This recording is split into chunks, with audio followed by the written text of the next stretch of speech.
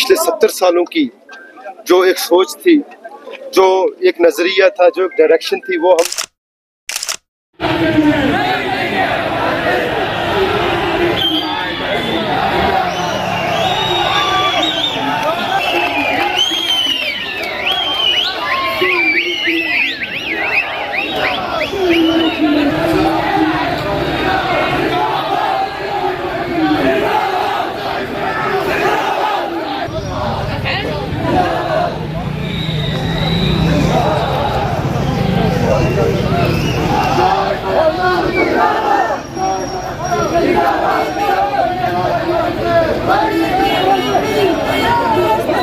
नहीं इसको करी तू तो प्रचार मध्ये असं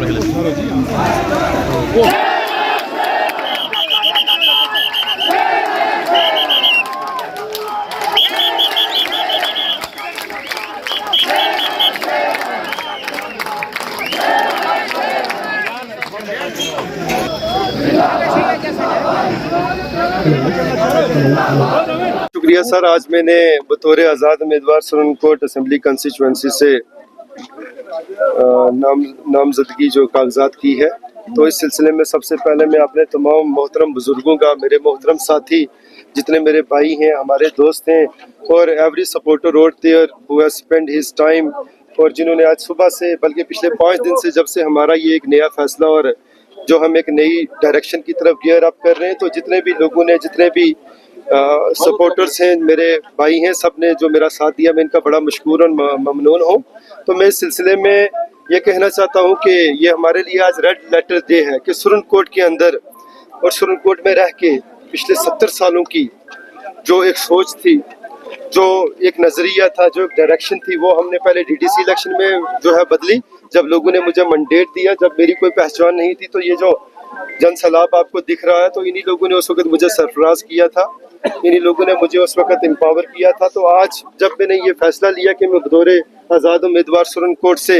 इलेक्शन लड़ूंगा, तो एक मरतबा फिर जितने हमारे लोग हैं वो सब बैठे, हमने 5-6 दिन बड़ी मैराथन मीटिंग्स की, और उसके बाद ये कंक्लूजन पर पहुंचे कि मुझे इलेक्शन लड़ा, और इंशाल्लाह आज मैंने जो है अपने जो है कागजात नामजदगी लाने वाले आप तो किस तरह से देखते हैं? आपको एक मैंडेट नहीं मिला बीजेपी की तरफ से, और आला क़यादत की तरफ से आपको बार बार मनाने की कोशिश की गई। देखिए,